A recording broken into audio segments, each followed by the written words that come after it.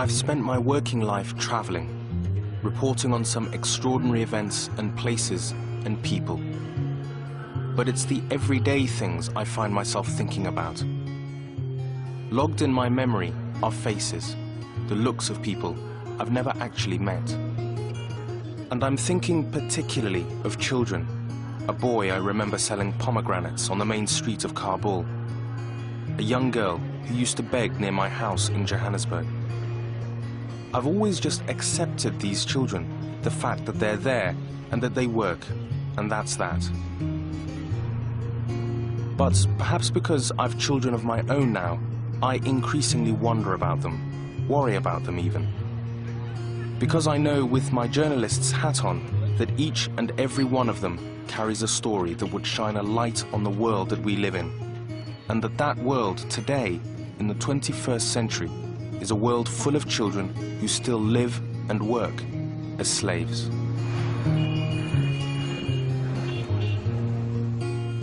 काम करने मन नहीं लगा था। सुई पर ध्यान तरफ करने लगता है, इसलिए मन नहीं लग रहा।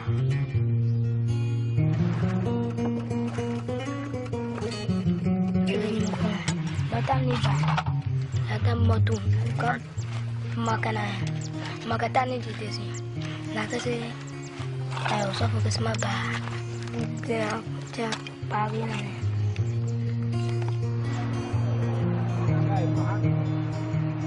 ليش انت جيت هنا السعودية؟ جابني تهريب. ليش؟ عشان اشحت يا ابني. ها؟ تهريب عشان اشحت. كان لفو كان يوم نتبه بون يوم يجوا بحق يوم يجوا تبي شنام. فو نبي تطور في جاب جنتة كيجوا متى مي بون جنتة أكيد نكنن thùng chặt sao đó về mau bái ban kia chợ bài mà ao ấy.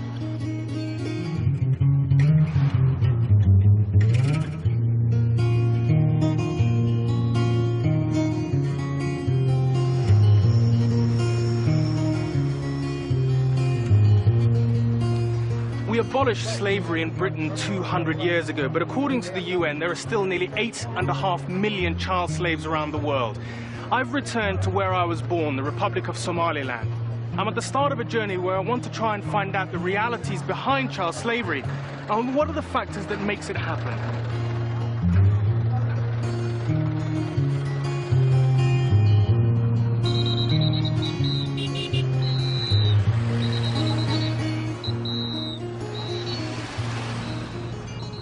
This is Hargeisa, the capital of Somaliland, and it's where my parents live. Every day as they go about their business, they'll encounter children at work. It's inevitable. Like so many cities in the world struggling to rebuild from war, there's really great poverty here, and many families rely on the income of working children. Education, and for that matter much of what we take for granted as childhood, is set aside in favor of work. This young lad washing the car is called Farhan. He turned out also to work in the cafe.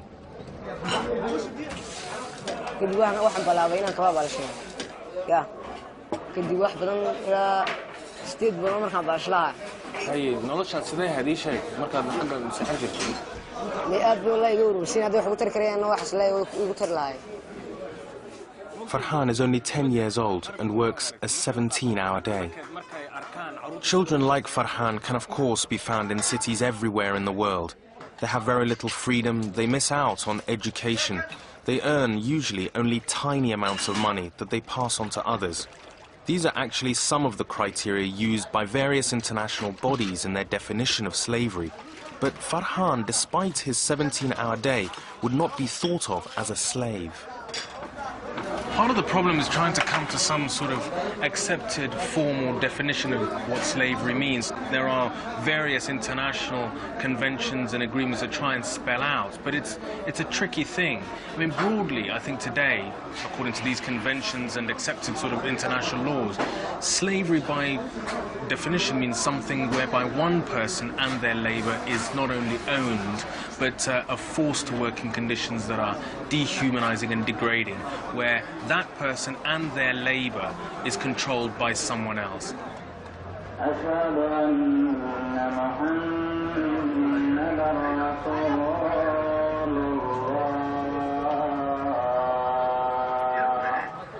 The organization Anti-Slavery International makes a clear distinction between children like Farhan, whose work is undertaken in order to contribute to family circumstances, and other forms of labor which are hazardous and endanger children's health.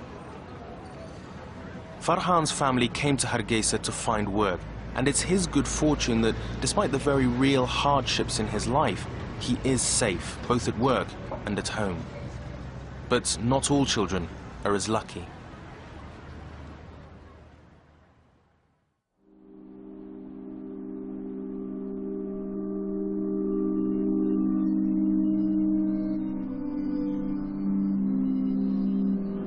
Everywhere in the world, people settle where they think some sort of living may be made. This place, the highest permanent human habitation in the world, is no exception. It's La Rinconada, 5,500 meters above sea level in Peru.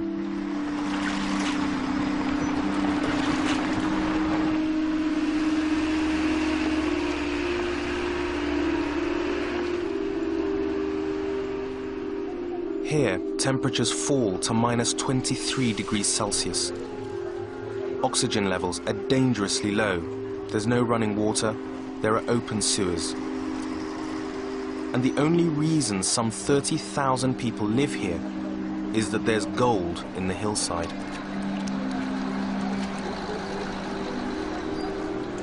Not that anyone is making a fortune from it.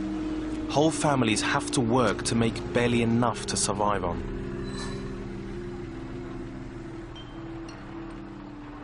Children miss out on education and endanger their health to make their meager contribution.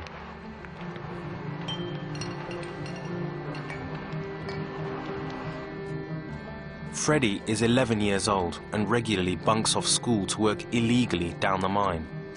He either sneaks in when nobody is looking or bribes someone to let him in. What he finds, he keeps, but the reality is that he finds very little.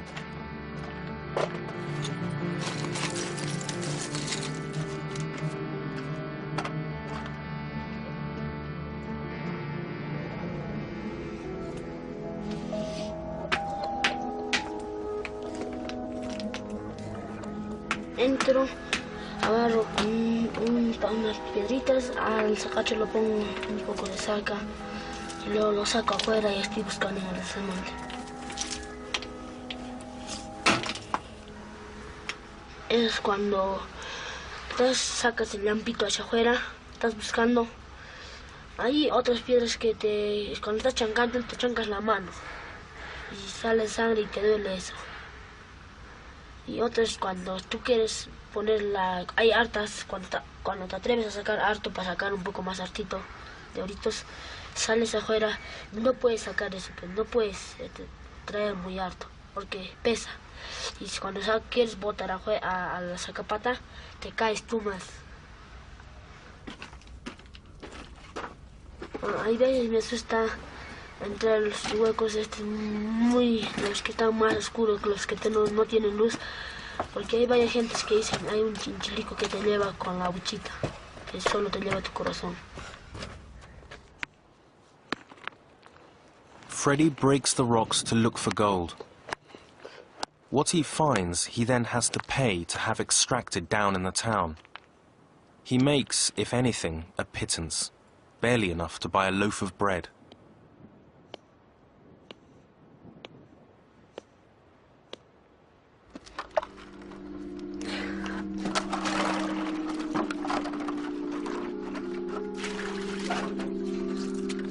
It's a pathetic understatement to say that life is tough in La Rinconada for Freddy. It's tough for everyone, whatever their age. Freddy, corre, coméntame. Freddy's father has worked in the mine for 18 years, but there's so little gold to be found that Freddy has to supplement the family income.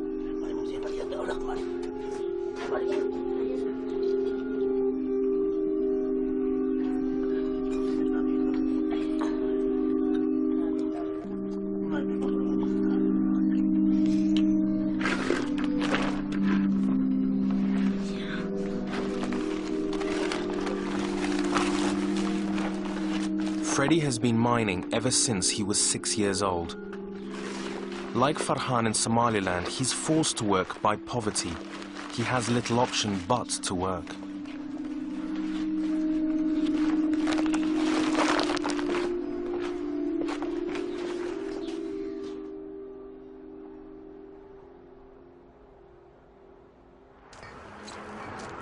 Freddie is not working for the mine. What he's doing is technically illegal, but it's what everyone does, what everyone has to do here to get by. Freddie is enslaved, if you like, enslaved to poverty, but he's not a slave. If he did ever dig up that piece of gold that would bring wealth to the family, then he might well be out of there.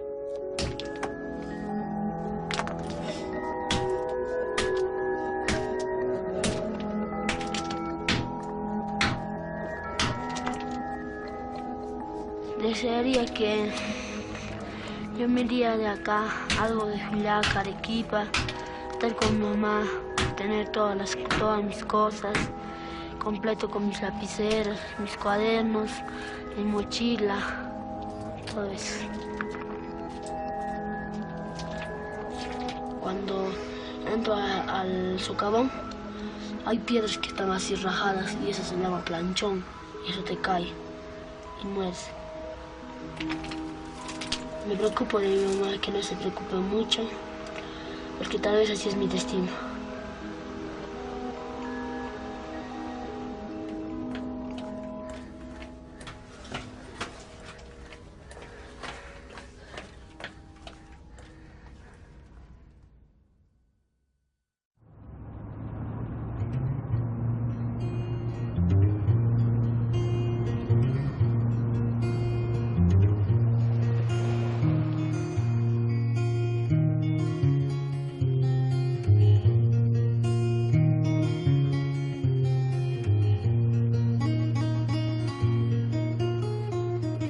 You don't have to drive far out of Hargeisa before you get to a totally different way of life.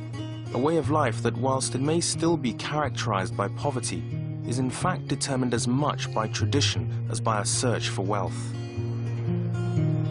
And it's probably as hard for me as it is for you to believe, but this is actually the world of my mother. She was a shepherdess, like these nomads herding their flocks. And here again, there's absolutely nothing unusual about finding children who work.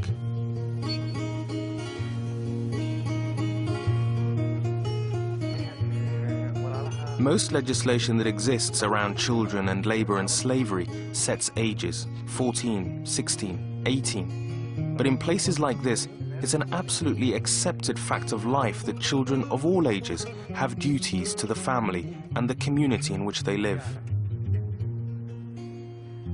imse jir baad ahayd marka kugu horeysay inaad ariga raacday? 5 jir. A'uudu billahi waaye. Anigaba inankayga baaba 5 jir uu yar yahay. Ya 5 sanadood baa marka raacisay. 5 years, ya. Miyaa lagu baray mise adigu qof baa raacday walaalka baa raacday? Ana baa malaad kuleed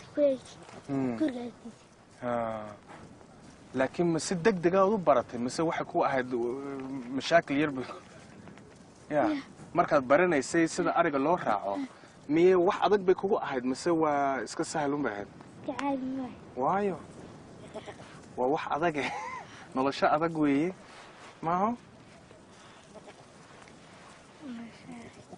Well, it's interesting. I mean, Abdi, I asked him, I mean, if your dad had the means, and he said, Abdi, you can go wherever you'd like to go. He said, yeah, I would go to town. I mean, I would like to go to the town where, you know, I've got my brothers and my brother and my sisters. Because he sees it as a place where he can get more of an education. There's a small little sort of, what we call a sort of madrasa in the village, in the settlements. And in the mornings, before he sets out, he learns Quran. Quran, he learns the Quran, he learns Arabic and also a bit of maths, and he really enjoys it. He says he really likes it.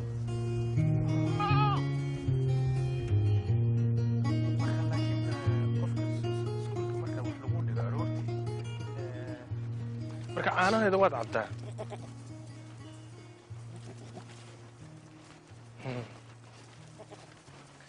I mean, the one thing that strikes me when talking to Abdi is that, on the one hand, he is held captive by his circumstance and the circumstances that his family finds him in. He would rather go to school. He would rather, if he could, go to Hargeisa to work as well as go to school. But I don't sense that, you know, he is being forced into anything. And there is still a tremendous amount of sort of freedom that he says he has, and also a deep sense of belonging that he has by being part of a community, that, you know, he has family and clan.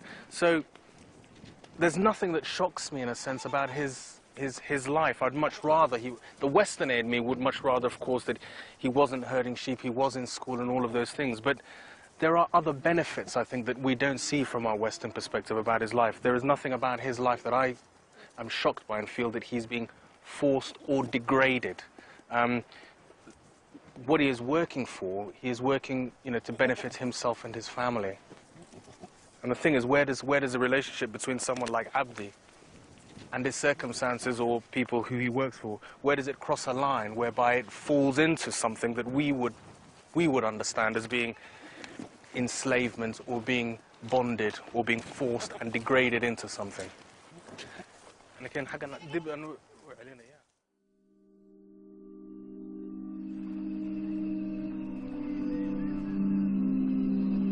way over on the other side of the African continent, in Ghana, is the extraordinary, eerie Lake Volta.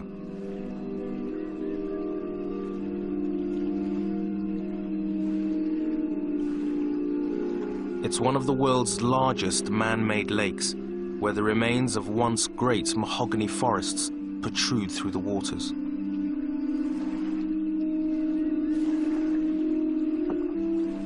Across this bizarre, apocalyptic landscape float narrow wooden canoes, the foundation of a primitive fishing industry, whose workers are mainly children.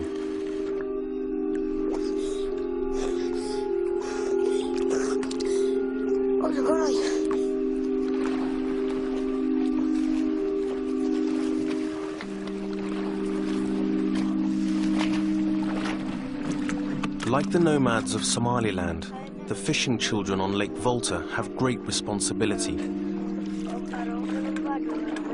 They do everything: steer boats, cast nets, dive to disentangle them when they get snagged on the forest below.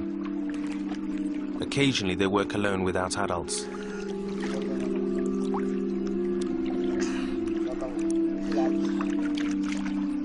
But unlike the Somali children, many of these fishing boys are miles from their families. And they're not working for their parents, but for masters, men who have quite literally bought them.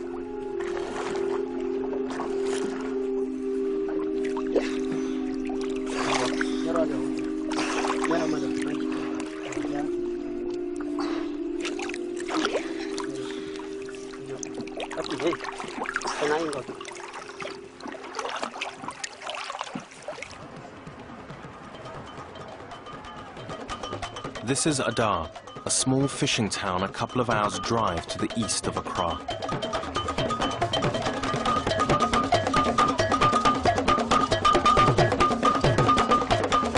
Every year, the town stages a festival to commemorate victories and honor the dead. Battles are reenacted, purification ceremonies held, and a parade of chiefs takes place. Fishermen who work on Lake Volta return to their homes for the festival. It's a time of celebration, but they are also here on business, to recruit young boys for work on their fishing boats.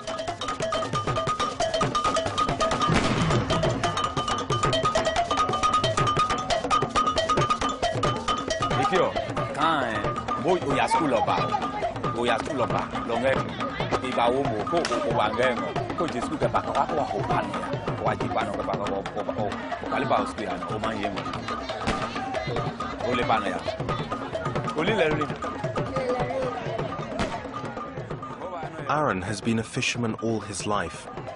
He's a master, which means he has his own boats, which he crews with boys who have been working with him since they were little. But times are hard, and so he wants to increase his productivity. by looking quite literally to buy a new boy.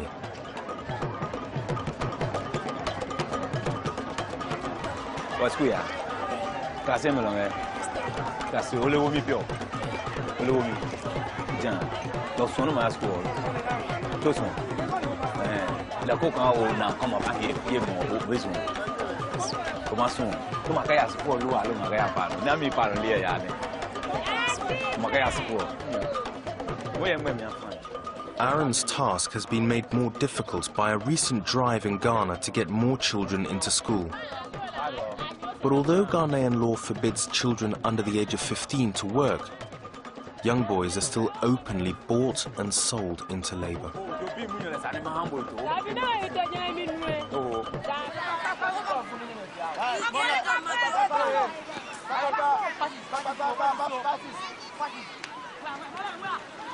After several false starts, Aaron has identified a boy who may be willing to join his crew. His name is Malawi, and he is 12 years old.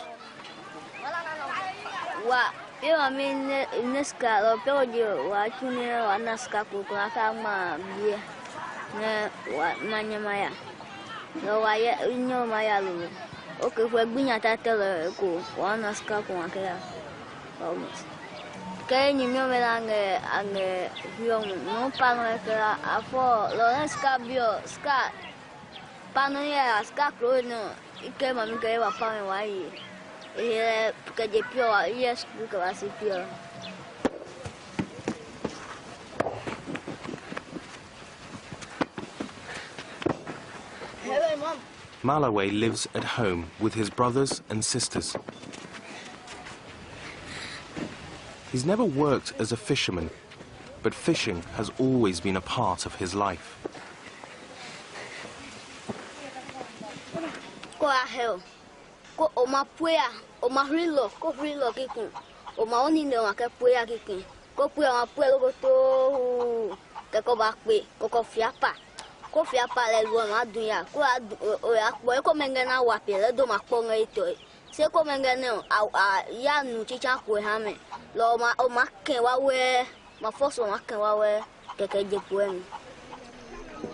Malawi's mother fries fish to sell on the shore at Adar. She's from a polygamous tribe in which each wife has to fend for herself and her children. With so many mouths to feed, she has to make some tough choices. She's decided that her only option is to sell Malawi to Aaron in order to get money to buy more oil for her fish frying business.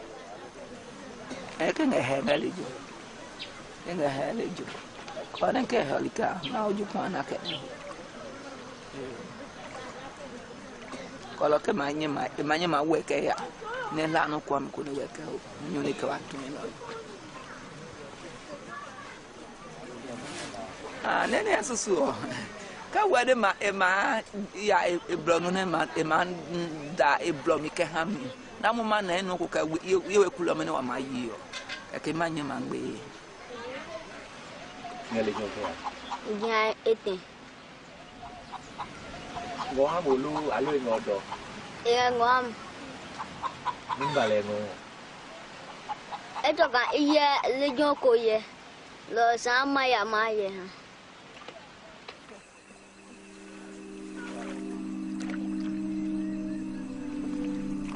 Many of the children working on the Lake Volta canoes go enthusiastically into their new lives, not knowing that what seems like paradise has a darker side. Not knowing about the long, unregulated hours, the dangers, the accidents, the fatalities.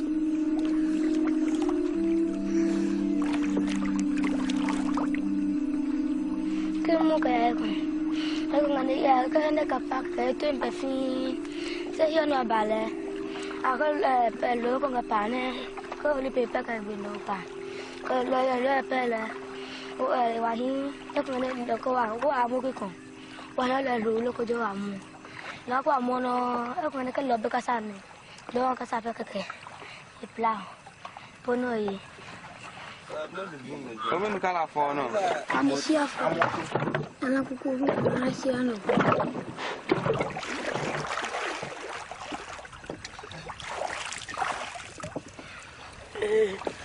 que caro como un niño que cualquier yo muy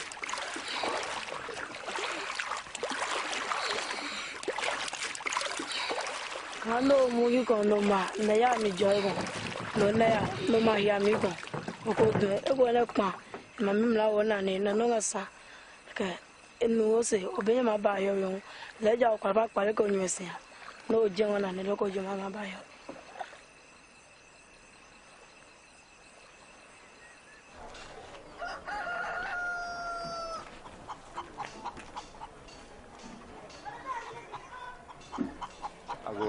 After a number of meetings between Aaron and Malaway's family, the final phase of his sale takes place in the home of Malaway's relatives. His elder siblings are present. It's a formalized, ritualized occasion, and only now is the price agreed.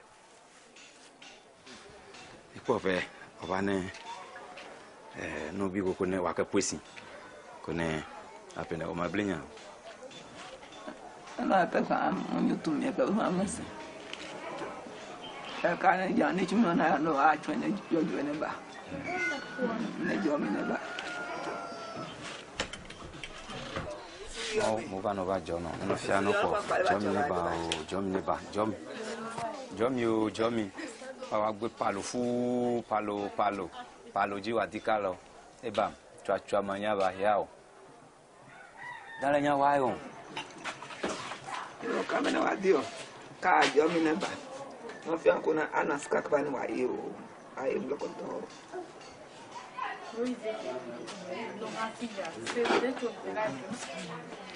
yo pio bene wa gbe no yan pio limi obi kama la no ko bo ko ke hambo kanye me kikan la ke kan na ke hambo ne e ma hin hambo inde kanya mi kake mino kake kamino hake. Oh, le million hake no pio mo chona bene sugbon agbele han o ima pope ko ne o je no han mi pio sugbon egbin palon wa pa gbe tututun no ima pope ko ne o ba sugbon bo wala o choka pe pa pe ni ka ke bene mo le ejo timi e mo te ko ne pio hun ihun no ko chonwe se ma wo ska la fa imienyo neji 400,000 cities ko ne ma ka hambololo ne opete ko ya le ni chumi ya hin o ma yepe bene onando no ko ne ma yo da se amo kan iwo ke ma ska no tema. Malaway has been sold for about £25. That may not sound a lot, but to put it in perspective, that's about 2 months' salary for a local teacher, or enough water to meet the needs of a family of 6 for over 3 months.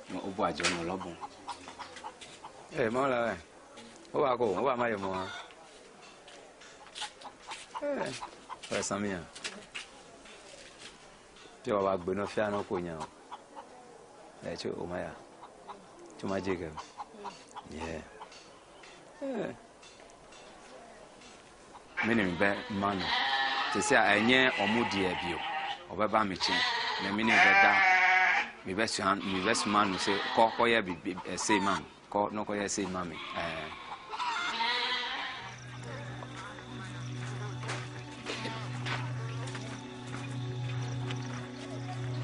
From a Western point of view, the mere thought of buying and selling a 12-year-old boy is immediately abhorrent.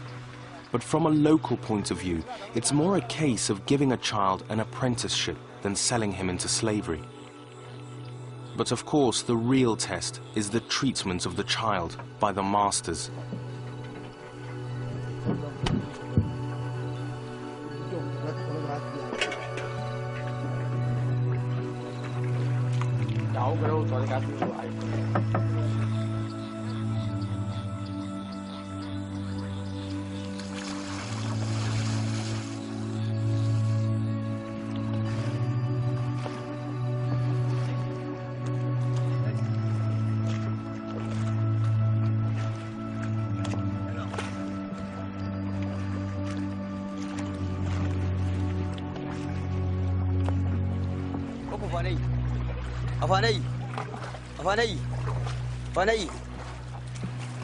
Correct po niya. Lafo. Ano ka, emir niyo kutok menen menyawa he.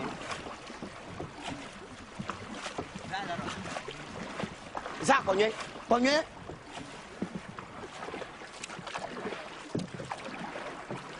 Po niya. Ah, o isu o ko double bi ana ko ya mistake. Ndi mi pesa mi Bruno. Za, ako daro dumi. Correct po niya. Nó rõ mà rục bên miếng bạch nó phổ, đi sa mi hari sen nó kêu nó mua đi, thì ako là nó muốn chun đi à, bé chỉ xia, bé sa piano sen na đi pa.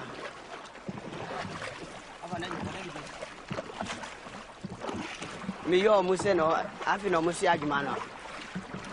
Mi tro mu, ani ble pa. Uye mistake ya ma chu aba mi nu bia. Saya uya. Echina untunu sabio. Za, kun bifoko. Nona ko kaji mi atogam.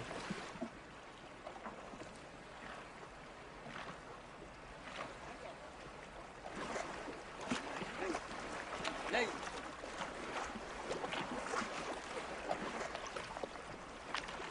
Ne yedi aba okunu ne de ahwe.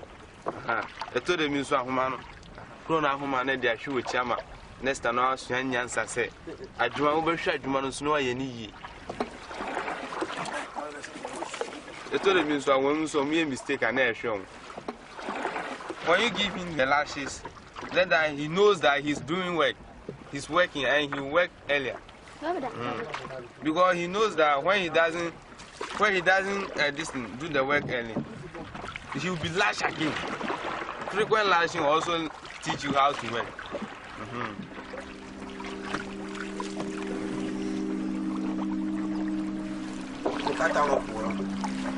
Ale ne me la bot problem la noche que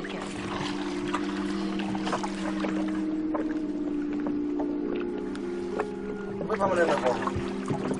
la fue visto.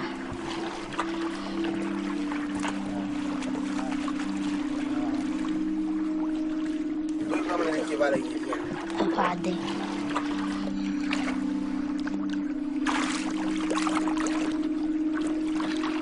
Cuando no aparece con el fiado, con el bebelino, la fiado. Le cabinet est ou beja, no a tu ne ba. La go. Quand on est un wa tu ne be wa tu.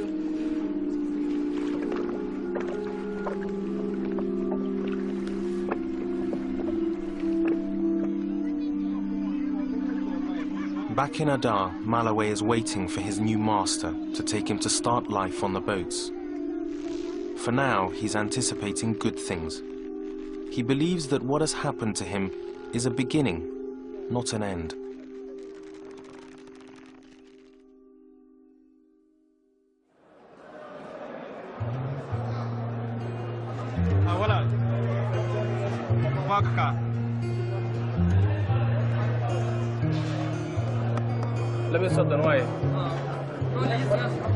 It's often said that the world today is a smaller place now than it has ever been.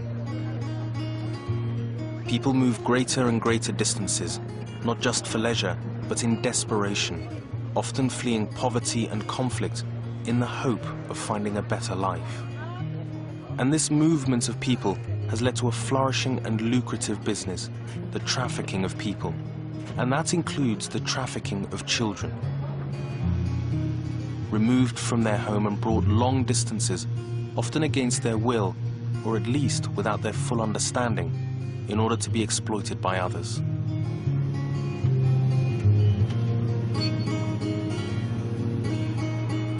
This is Ethiopia, where the trafficking of children is a significant problem.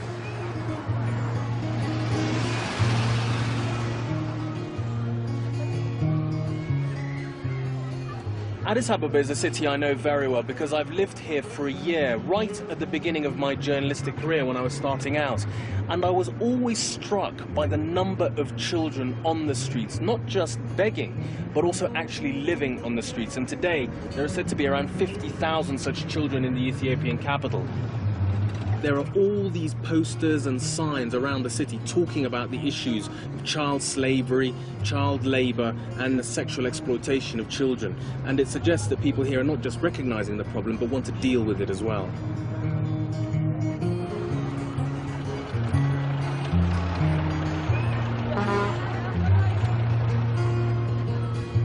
The International Labour Organization, the UN body that deals with labour issues, estimates that 1.2 million children are trafficked in the world today.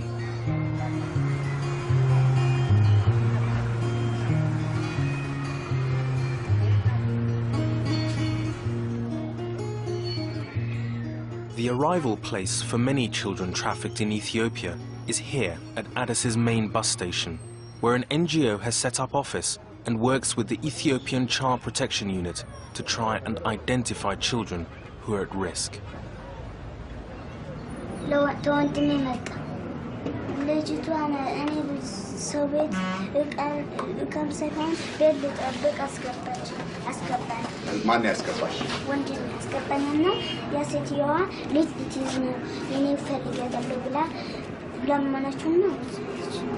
Where's your brother now, Nadira?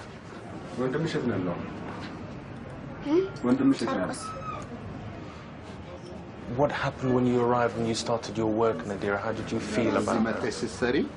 What was life like?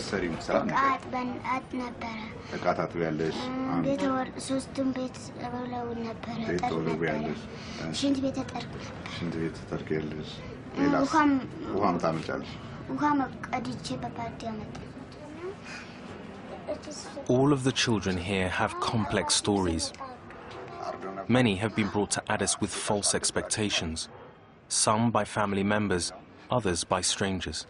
Whatever the route, the upshot is the same for all trafficked children. They are vulnerable and at great risk. The amazing thing is there's a real intimacy between the children. I mean, how the older girl was sort of swatting the flies away from young Nadira. They seem as though they're protecting each other almost, and that's the impression I get. I mean, look at her, she's sort of suddenly sitting on the older girl's lap. There's an amazing bond, I think, between them, even though they've just been together for a few days, I think. Thank you very much indeed. Amasaganalu.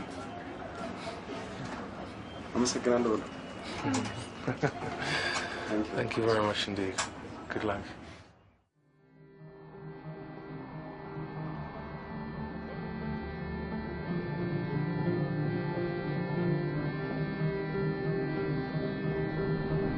This is the road from Yemen into Saudi Arabia.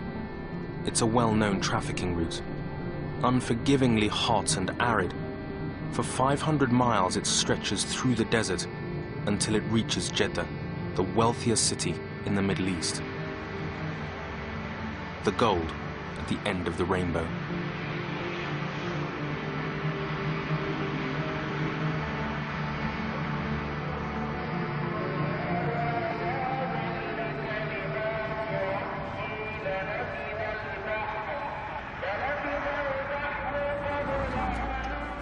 Jeddah is awash with child beggars. Official figures suggest that around 24,000 children from 18 different countries are currently working in Saudi Arabia. Some are here with their families. They may have come for the Hajj, the pilgrimage to Mecca, and have stayed on. But in many cases, the children have been trafficked against their will, entering the country illegally with the express intent of being forced to begging gangs.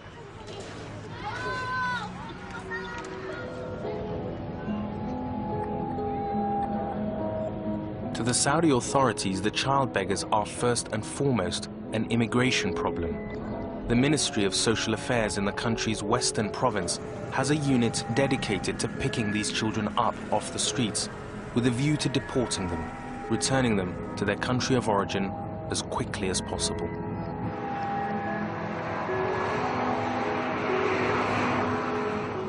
This service station is well known to the unit as a place where trafficked children are brought to beg. The children's masters can be seen hanging around in the background, keeping an eye on their charges. But the ministry unit concentrates on the children themselves, some of whom run off at the sight of their vehicle. The largest number of children found begging in Saudi are from neighboring Yemen, the poorest country in the Middle East. It's hard to be exact about figures in something like this, but in 2005, the Yemeni Ministry of Social Affairs acknowledged that about 300 children were crossing the border every month. Tonight at the service station, the unit picks up Ali.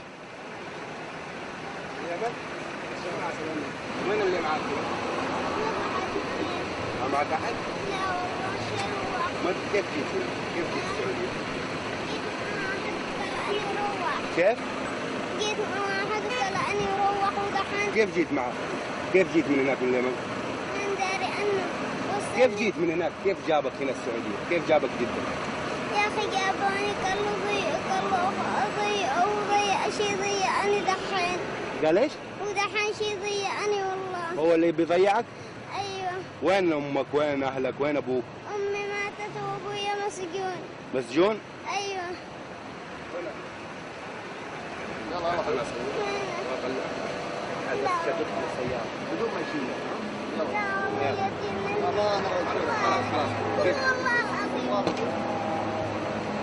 اطلع لا تطلع هنا.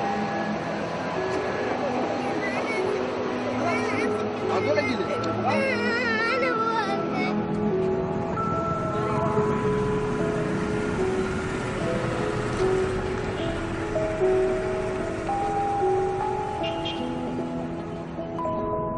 Ali is driven to the ministry's shelter in the center of Jeddah. He'll be looked after whilst his story is investigated and attempts are made to trace his family.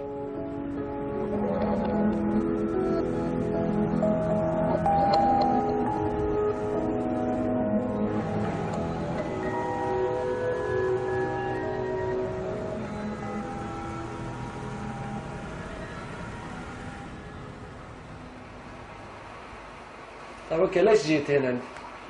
ليش انت جيت هنا السعودية؟ جابني تهريب. ليش؟ عشان اشحت جابني. ها؟ تهريب عشان اشحت. عشان تشحت؟ هو قال لك في اليمن؟ جابني هو عشان تهريب. قال لك في اليمن قبل ما يجيبك؟ ما قاليش. لما وصلت هنا قال لك ابغاك تشحت؟ ايوه قلت له ما انشحت اول ضربني. كيف؟ ضربني اول. ليش؟ قالك ما عشان ما اشحتش. لانك قلت له ما تبغى تشحت؟ لا. ضربك عشان كذا؟ ايوه. كم جلست تشحت؟ 3 أيام. من الصباح الى الظهر، من الظهر الى العصر؟ بس المغرب بس. من المغرب الى متى؟ الفجر وامشي. الى الفجر بس. من المغرب الى الفجر تشحت؟ وتعطيه الفلوس كلها؟ أدير منها قليل وباقي أشيلها. أدير منها قليل وباقي أشيلها.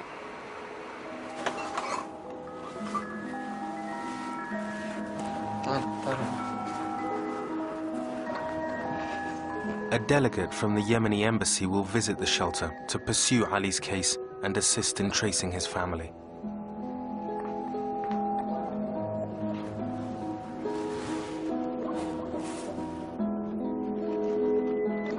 Such is the scale of the problem with Yemen that a center to house rescued children has been opened in Yemen at the Harad border crossing.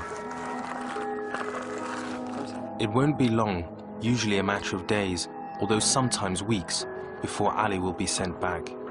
Until then, Ali will join the other children in the Jeddah center, waiting for deportation. There can be as many as 100 children at the shelter at any one time. They're from all over the developing world: Yemen, Somalia, Sudan, Chad, Pakistan, India. Some, unbelievably, have been mutilated in order to make their plight seem even more helpless and to make them more profitable for their masters.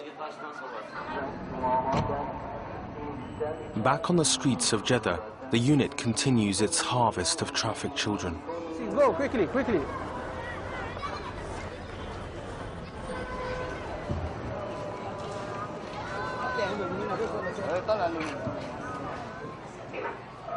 All of the children in the Saudi shelter and those who remain on the streets of Jeddah are extremely vulnerable, many hundreds if not thousands of miles from their homes. Hey, hello?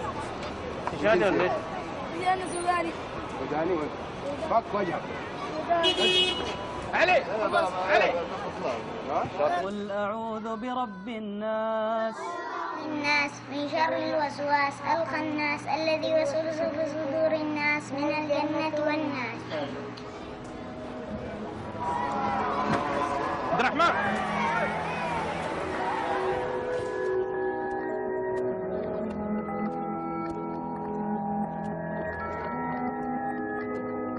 Deporting children may take the problem off the streets of Saudi Arabia, but ultimately, just returning children to their point of origin or making fortresses out of countries won't make a shred of difference. It's poverty that will lie at the heart of most of the shelter children's stories, as it does for Ali. His whole world needs to change if he and children like him are not to end up exploited in some form of slavery.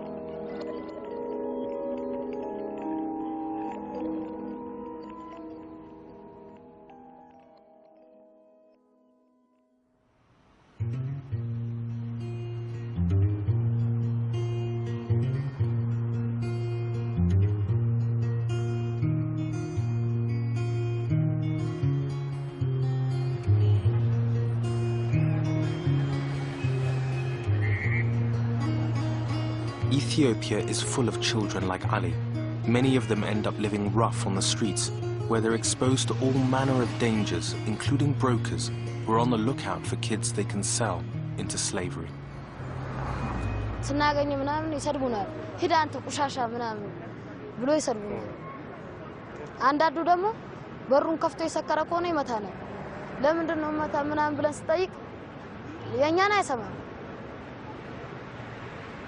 Have you ever seen brokers, though, I mean, approaching other boys on the streets? አዎ አይቻለሁ። ብዙ ጊዜ አይቻለሁ። አሁን ከዚህ በኋላ ነው ፓስፖርት አውጥቶላት ወደ ውጭ ሄዳ ማለት ነው። እዛው ሰርታ እዛው ከፍላ እዛው በቃ እንዲያልፍላት ምናምን ገንዘቧ ምናምን ይዛ እንድትመጣ ምናምን እንደዛ ሲያደርግ አይቻለሁ። A lot of Addis's street kids end up being taken into domestic service, where they are often grossly exploited and exposed to abuse. But perhaps unsurprisingly, one of the most common industries to use and abuse children is the sex industry.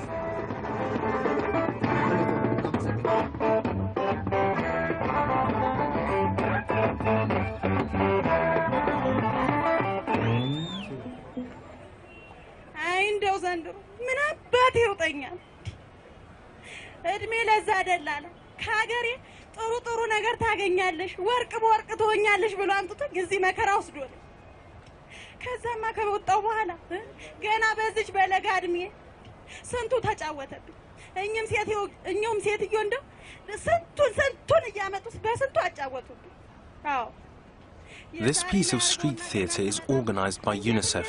It's a vigorous and direct appeal to stop children from falling prey to the dangers of trafficking and sexual slavery. እንዴት ነው ግን ሁኔታቸውን እንዴት አይተዋል? ምንም ችግር የለም ሁለቱም ድፍኖች ናቸው። ገና ዛሬ ነው ይዣቸው የመጣሁት። ድፍን? አዎ ሁለቱም ድፍኖች ናቸው በቃ። ይሄማ በጣም ጥሩ ነገር ነው። በቃ ስለዋጋው ስለምንም ነገር አትጨነቅ።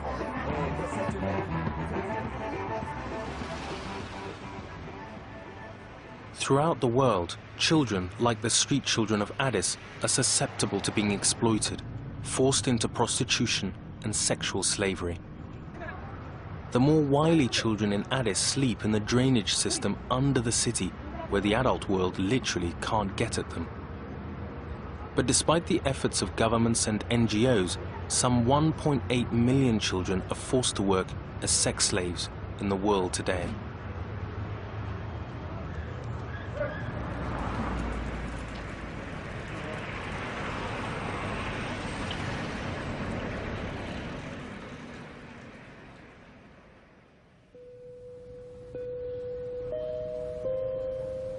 These are the streets of Phnom Penh in Cambodia.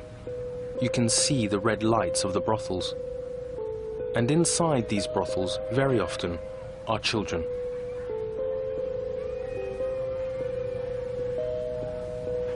We tend to think of the sex industry in Southeast Asia only in terms of its consumers: predatory foreign men, sex tourists, faded pop stars.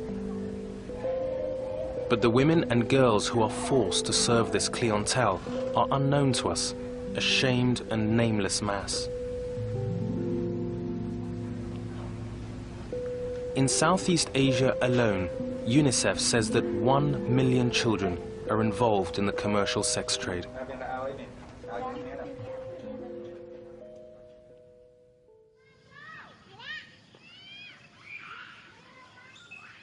This is Kompong Cham province, 3 hours drive from Phnom Penh. Here, in isolation and relative privacy, there is a shelter dedicated to the care and rehabilitation of children who've been liberated from the sex industry.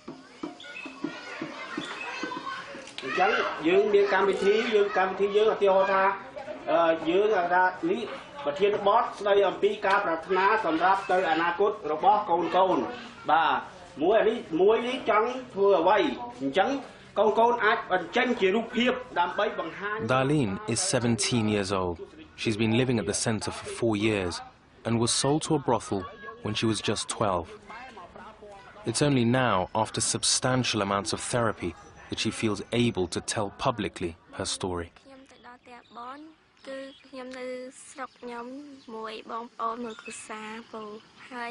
Before I went to the brothel, I was living at home with my family. My mother had died, and my father had become very angry. He used to beat me. Eventually, I couldn't take any more, so I left and went to live with my grandfather. But then one day, a woman came to me and persuaded me to go and work in a clothing factory. I trusted her and went with her to Kampong Cham province. But when we got there, she sold me to a brothel. The brothel owner then took me to Phnom Penh, where I was sold again. I had no idea it was another brothel until I overheard 2 pimps bargaining. One of them mentioned a price for me. It was $150. My heart sank. I began to wonder where the hell I'd ended up.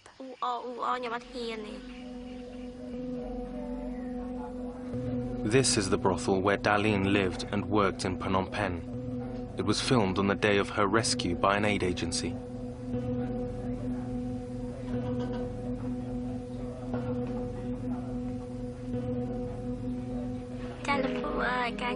I was 12 when I was first taken to the brothel.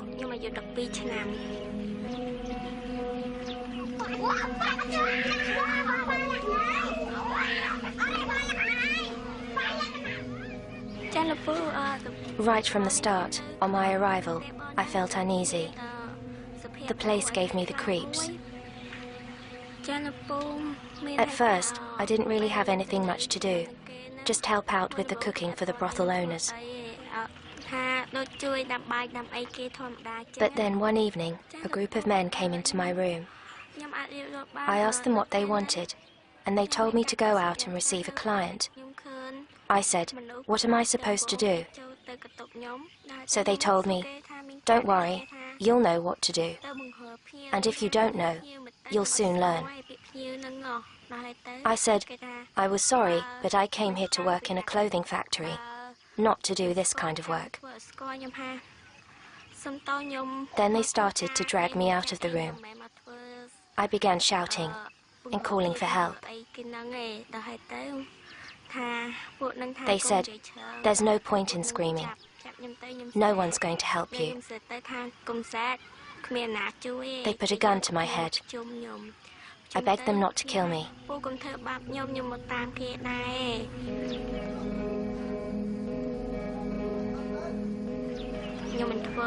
And then another group of men came in. They had electric cables with them. I started to cry and scream, but nobody came. I remember them saying, "Nobody will dare help you now." I realized it was hopeless. I swore at them and told them they'd all die in hell. But they just told me to shut up and keep quiet, or I'd get the same treatment over again. I just remember crying. Then they left me in my room and starved me until I agreed to go with clients.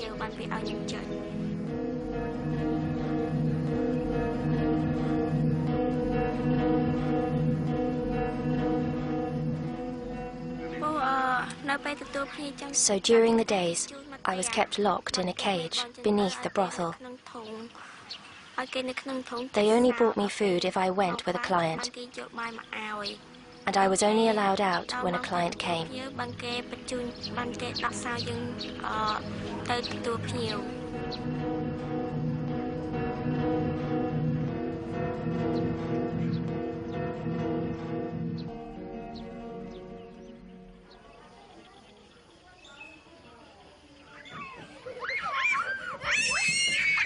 The aid agency responsible for Darlene's release and subsequent rehabilitation is run by Somali Mam, a former child sex worker herself. She regularly visits the shelter in Kompong Cham province. It's home to up to 60 children at a time, some of whom are the sons and daughters of sex workers. The great majority, like Darlene, have been forced to work as sex slaves. Many have been brutalized and are infected with HIV or other sexually transmitted diseases. All have been severely traumatized. 100% of the victims, when they arrived in the shelter, they didn't want to stay because they didn't know us. They are destroyed psychologically. They are completely destroyed.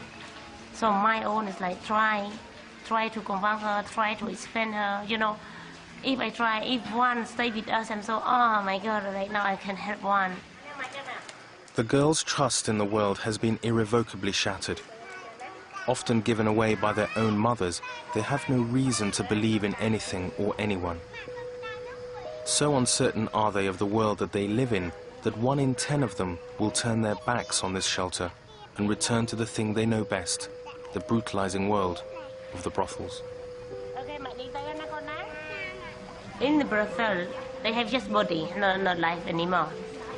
When they were sold the virginity, the first rape, they are finished already. They think in their heart, just body exists. But the life they kill already. They kill their life already. They don't have life.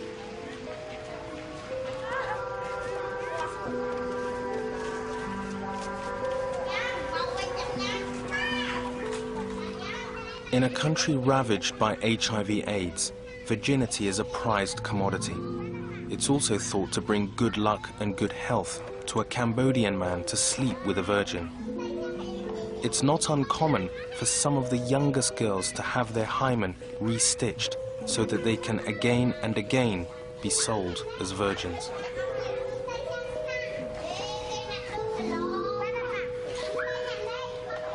They are so young, right? And you know, you saw them, they are so happy and then smile with you.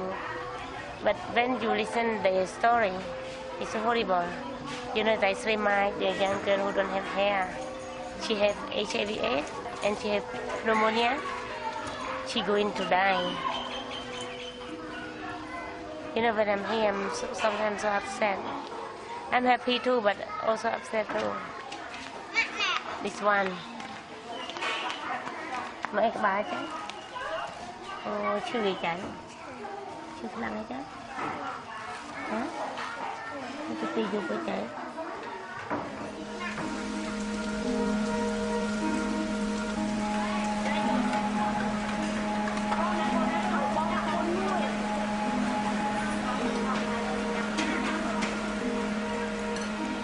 Each and every one of the girls released from brothels is clearly a victory, a life saved. Since Somali formed her aid agency in 1996, they have released some 3,000 sex slaves. And the Cambodian government, under international pressure, has set up a department of anti-trafficking that collaborates with Somali.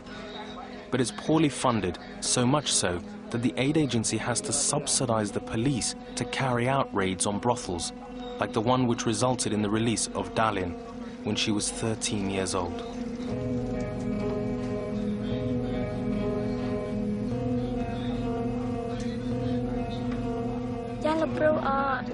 I remember that day because I was absolutely terrified. I was afraid that we were going to be taken and sold on to another brothel. I remember the pimps being arrested and handcuffed and led away. I was overwhelmed.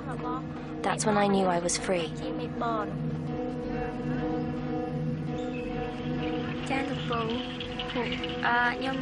I feel safe here. I've learned a great deal from the whole experience. I don't know what the future holds. I just want to continue my education.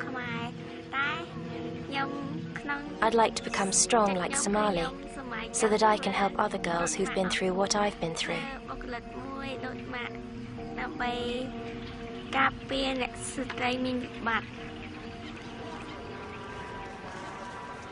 Releasing children like Dalin from brothels is clearly an urgent priority, but in a sense, it is only scratching the surface of the problem of child sex slaves in Cambodia. In the first 6 months of last year, of the 186 raids carried out on brothels by the agency, only 2 resulted in convictions being made.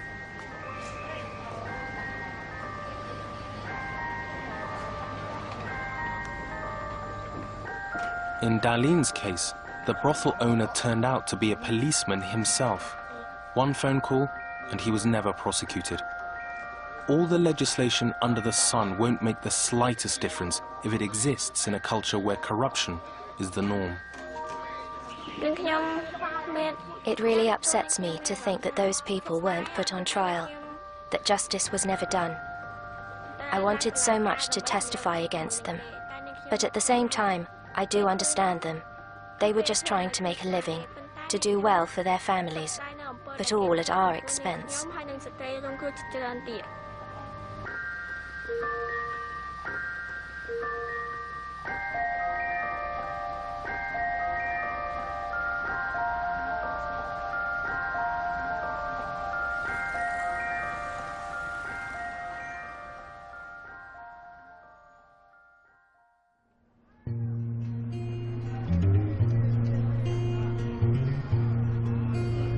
Child slavery is not just about poor people exploiting other poor people in order, at the end of the day, to be a little less poor themselves.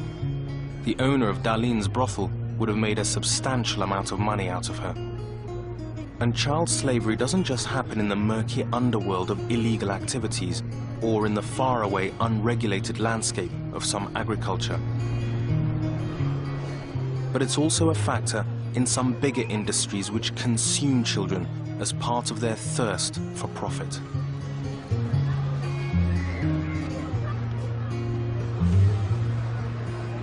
It's very beautiful. This by weaving as well? Yes, yes. In factory in Addis? It's made in this place, in Addis? Yes. It's near here? Near to this area? To Markata? Shumeda. Yes.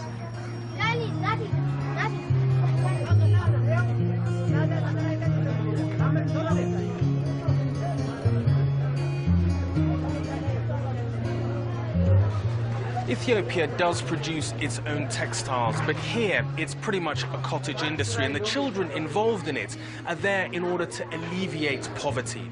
But the vast bulk of material you see here is imported from countries all over Asia, where child labor is used in massive industries to provide huge profits for businessmen.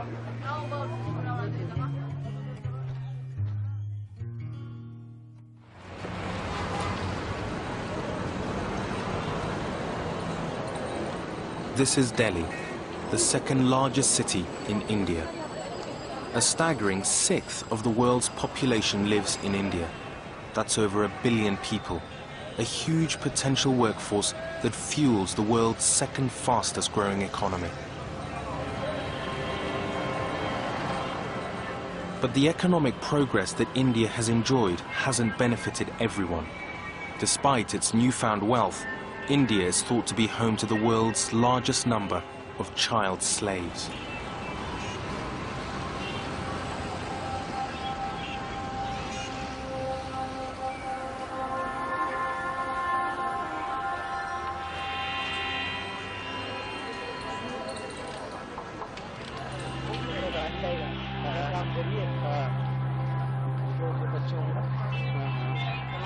In these secretly filmed back streets of a residential district of the city, hidden away in sweatshops illegally converted from flats, over 50,000 children work in the zari industry.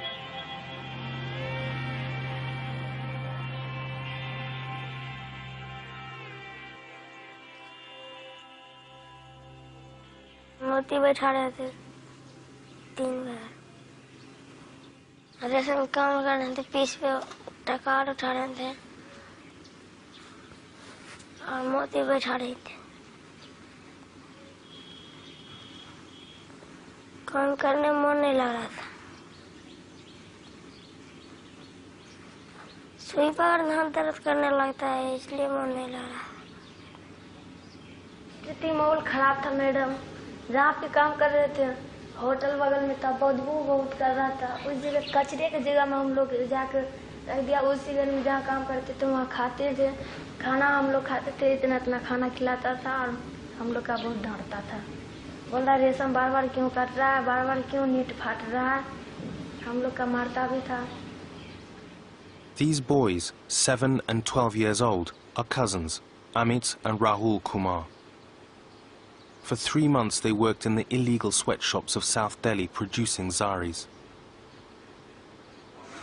How long would it take to do something like this little pattern here? You see, it's not done all at one time. Zaris are big business.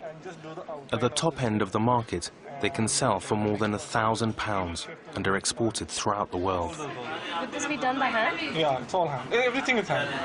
And how long would it take to embroider a sari like this? It will take around 2 months. 2 months.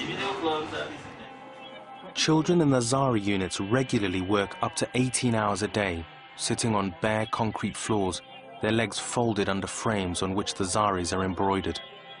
Their physical development is often stunted. They work with needles and knives and have frequent accidents. Their eyesight, too, is often impaired by the long hours of intricate work. दो दिन नहा के काम पे बैठते 9 बजे 12 बजे तक खाना खाते 9 बजे तक फिर 6 बजे तक खाना खाते 9 बजे तक अड्डा खड़ा करते तब बजे तक काम करता है कभी कभी भोर तक काम करता है.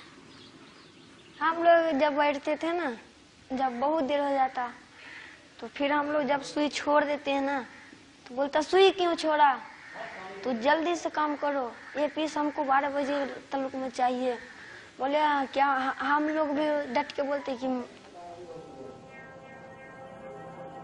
The children in the zari units are classified as bonded laborers, often working to clear obscure debts incurred by their families.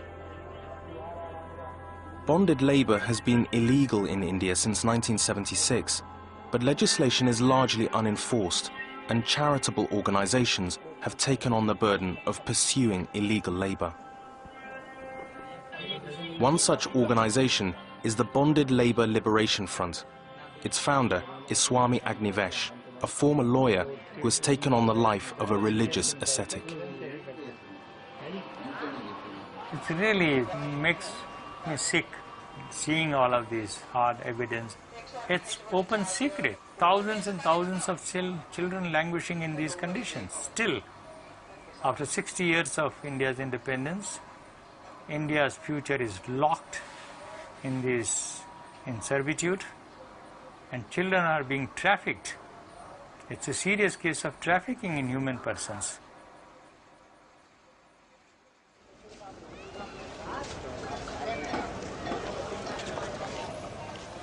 The Liberation Front regularly joins forces with the local magistrates to raid the zari units. Since its foundation in 1981, it has released some 26,000 children from the shackles of slavery.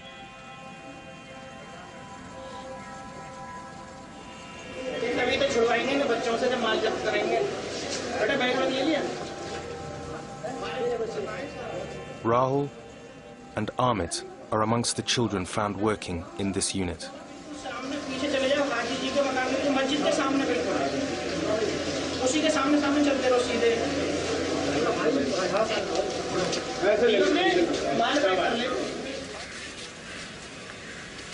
अरे मैं पहुंचा हूँ इसमें हूँ इसी में हूँ 12-12 घंटे काम वो कैसे भेड़ बकरी की तरह ठूस रखा था हमने तो देखा अपने आँख से है ना तो आप लोगों को हम आज़ाद करा के अपने माँ बाप के पास जाओगे आप हैं बोलो बोलो बोलो थोड़ा सा हंसो जरूर नहीं क्यों बेटे हैं बोलो क्या जाओगे घर हैं क्या बात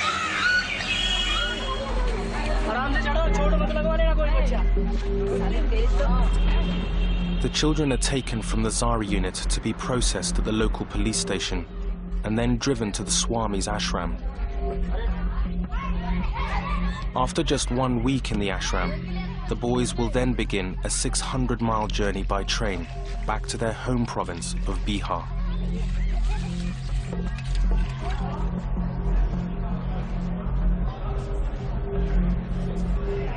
The Liberation Front's workers travel with the children. In the chaos of the station, 2 boys run off.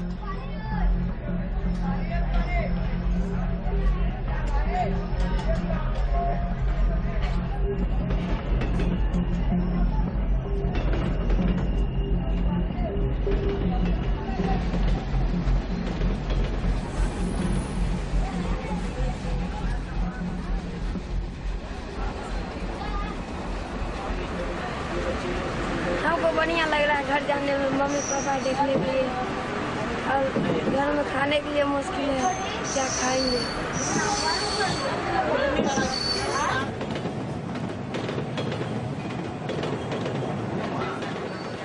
After more than 10 hours in the train, the children arrive at Patna in Bihar, where they're met by state labor officials.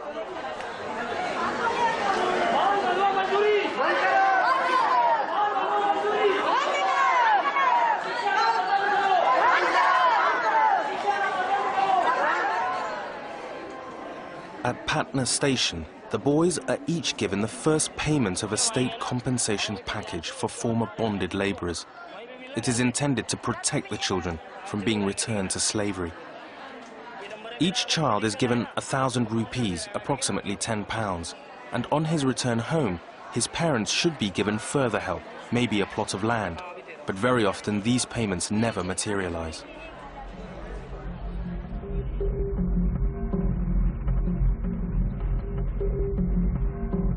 This is Bihar, Amit and Rahul's home in the northeast of India. It's tough here. Mostly landless peasants cultivate corn on the Ganges floodplain. Parents are easy prey to middlemen who persuade them to give up their children, in theory to learn a trade that will allow them one day to bring home wealth.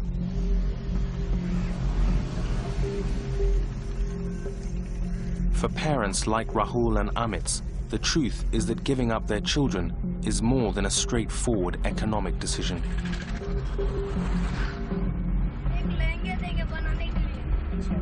Born into a low caste, there is an acceptance of a preordained destiny, which means that letting their children go, uneducated and defenseless, is simply part of life.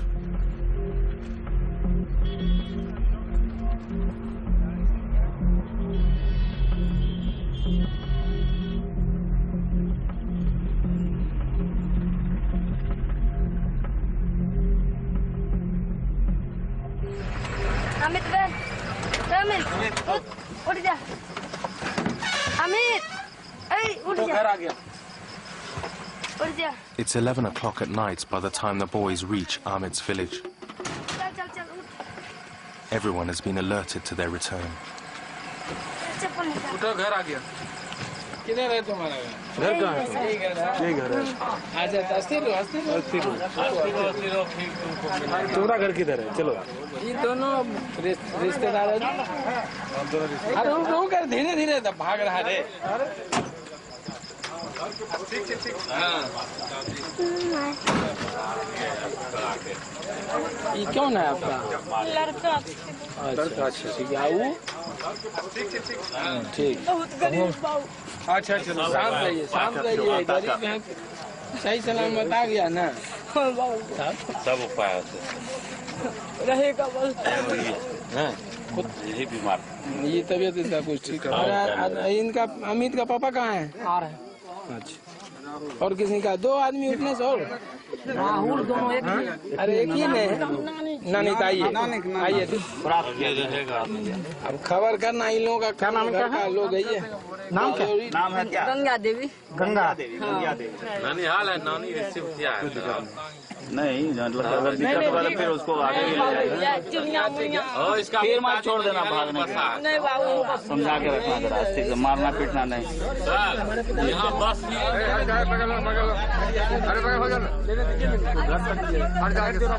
आगे sir चलो।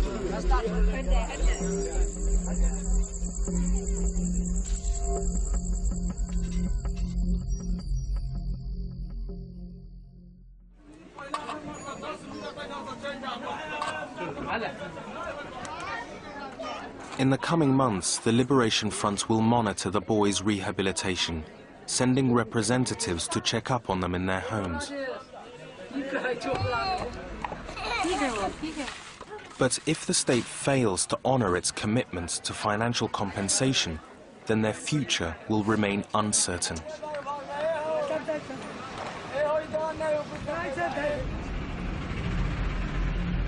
As Rahul is returned to his family, he knows that his reunion will be complicated by the financial burden that he represents.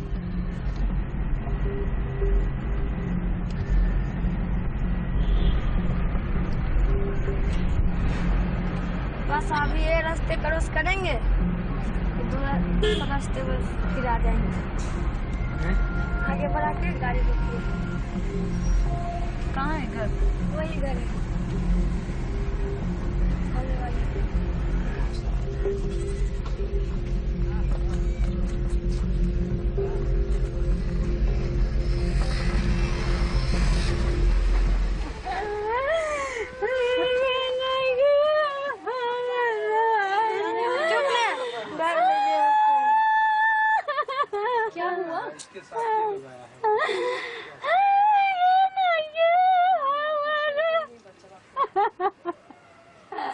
चुप नहीं करना चाहिए।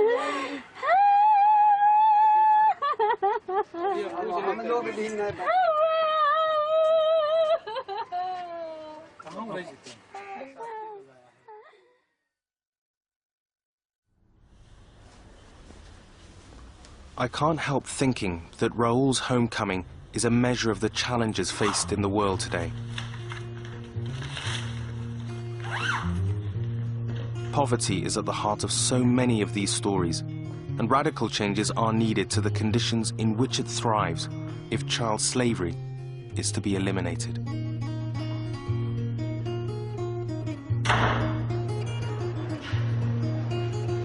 It's true that official figures for child labor have gone down slightly, but it's impossible to audit accurately something as hidden as child slavery. But for the children in this film, figures mean nothing. This is about lives, not numbers.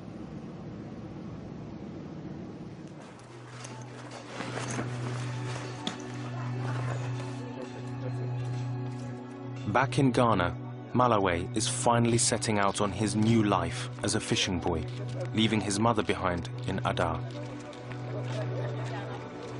And whereas Raoul's homecoming is full of heartbreak, Malawi's departure is full of hope.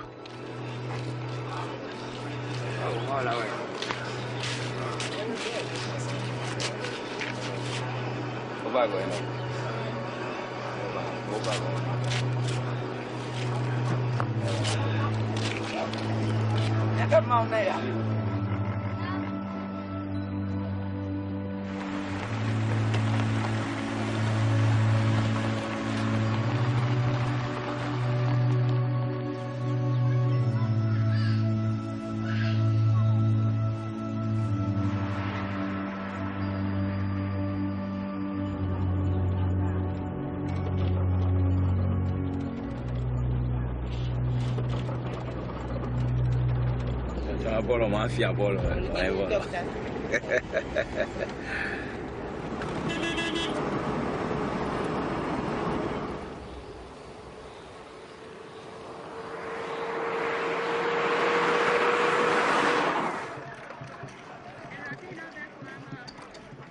Aaron's village is a day and a half's journey from Malawi's home, on a marshy tributary of Lake Volta.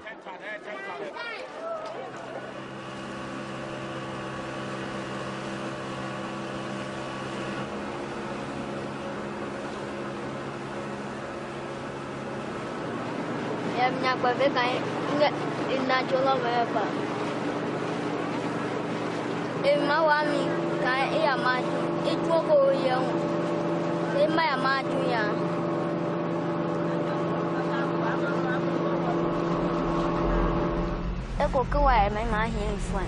Lo ebe mi hin fun. Ya le susu awe. Eko susu ga kwa ya le hin fun mai ma hin le jon keke.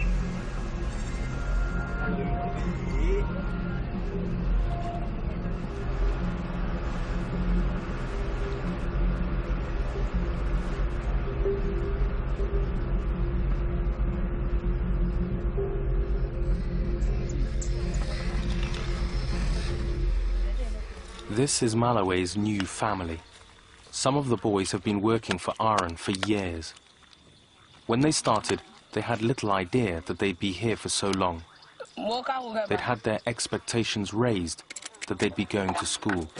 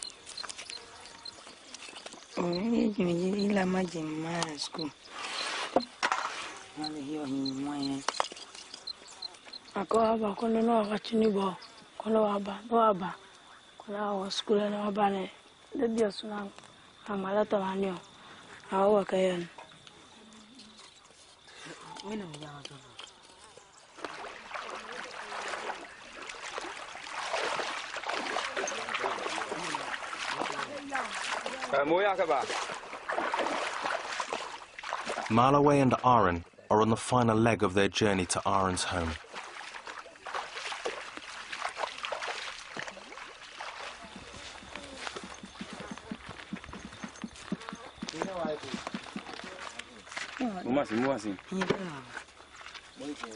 Nala mosoka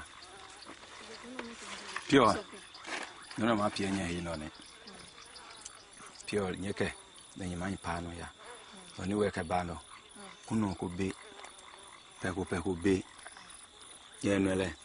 So nya chuka nya tene nya ba tade. Wisdom jonge. Dia kila ye. Oui.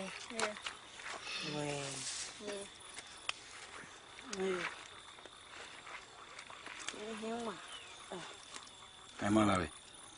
We no pema ya. Oko kunpolo.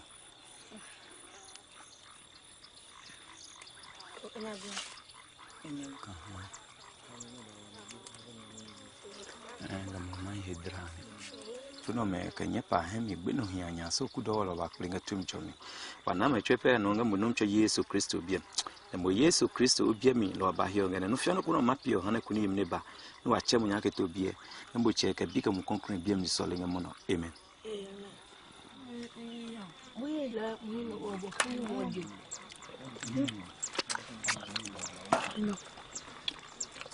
Imagine, kane mononi ya nakae. Imagine, nakaklahe. Ejaga master ena abofuwe. Abofuwe lo klako klamai. Saya kena pay first time ni bayar je. Saya master hang mana je.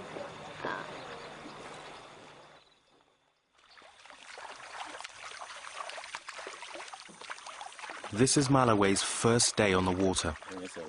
It's too soon to know how he will fare with his new crew and master.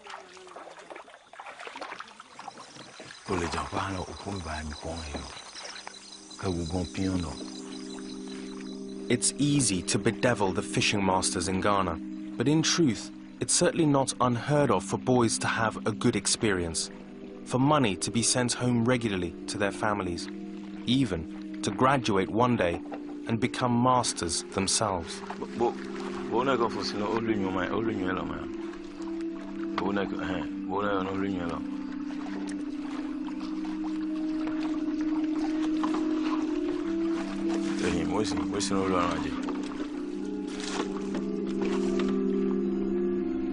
But it strikes me that if how we treat our children is a mark of our civilization, then surely we can take no risks.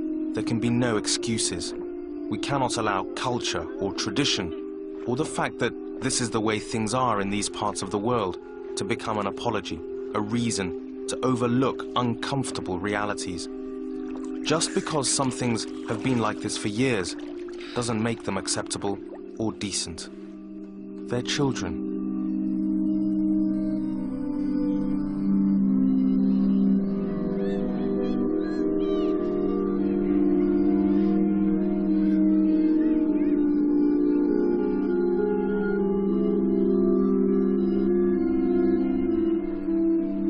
It will take seismic shifts in the world to eradicate child slavery once and for all. Beyond economic reform, it's a matter of education, of human rights, of political and personal will. Perhaps that above all, the sheer determination, stamina, and belief that change is both possible and vital. Because whatever your culture, whatever your starting point, can it be right that a child in the 21st century is still a commodity? That a child can have, quite literally, a price on his head?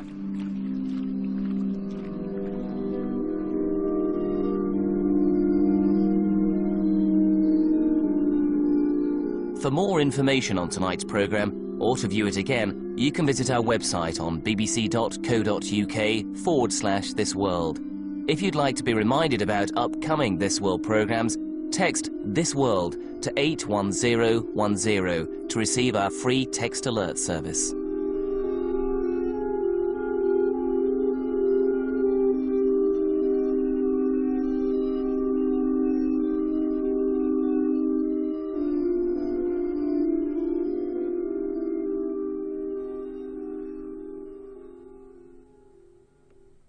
In-depth analysis of world events next on BBC Two with Newsnight. You know why you're there, you Shut up! Write down shameful.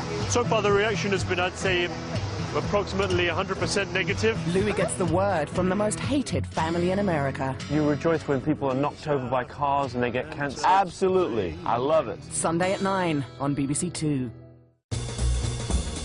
I want you to get together. BBC Two is bringing together a brand new menu for Wednesday nights. Put your hands together one time. That is wicked. I want you to get together. Nena Cherry and Andy Oliver dish it up.